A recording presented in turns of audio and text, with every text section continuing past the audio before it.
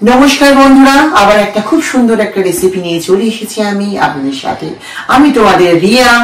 আজকে আমি বানাতে চলেছি বন্ধুরা রাওয়া ফ্রাই। এটা ভোলা মাছের রাওয়া ফ্রাই বানাবো। বেসিক্যালি অনেক ভাবেই বানানো যায়, অনেক মাছ দিয়েই হয় রাওয়া ফ্রাই। তো যেহেতু আমার ভোলা মাছটা খুবই ভালো লাগে, আমি তাই জন্য 5খানা ভোলা মাছ নিয়ে নিয়েছি। এটা মহারাষ্ট্রায় বেশি চলে, বোম্বে গোয়াতে এই রাওয়া ফ্রাইটা সব থেকে বেশি খায়। তো চলুন কিভাবে বানাই, সঙ্গে থাকুন। ম্যারিনেশনটা করে নিচ্ছি আমি। প্রথমে দিচ্ছি হলুদ,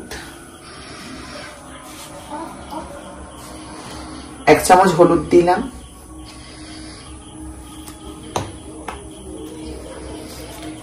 দিলাম বড় চামচের 1 চামচ লঙ্কার গুঁড়ো।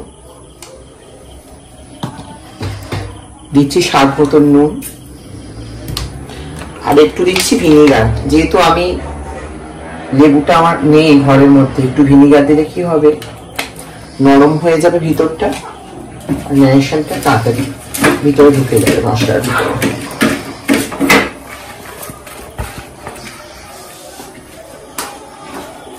ম্যারিনেশনটা করে আমি 10-15 মিনিট রেখে দেব, তারপরে ফ্রাইটা করে দেখাবো। গ্যাস জ্বালিয়ে দিলাম বন্ধুরা, এই ফ্রাই প্যান বসিয়ে দিচ্ছি। তেল দিয়ে দেবো গরম হওয়ার জন্য।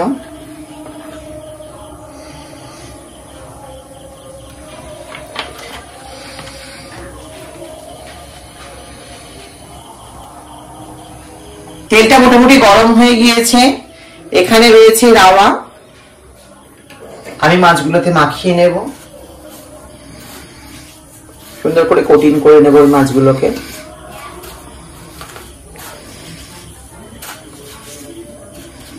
গ্যাসটা স্লো করে দেবো, দিয়ে ছাড়বো।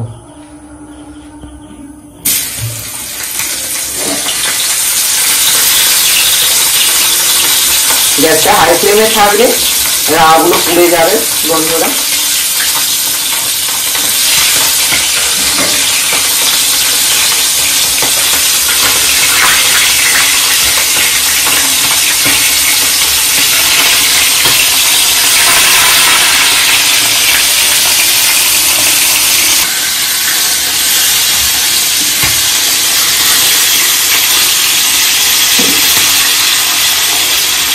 উল্টে নিলাম একটি।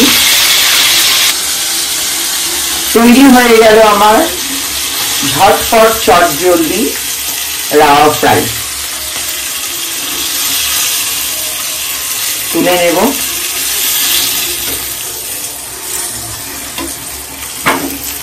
আপনারা সালাড দিয়েও খেতে পারেন, তারপরে কাসুন দিয়েও দিতে পারেন, টমেটো সস দিয়েও খেতে পারেন। খুব সুন্দর একটা টিফিন, মজাদার টিফিন।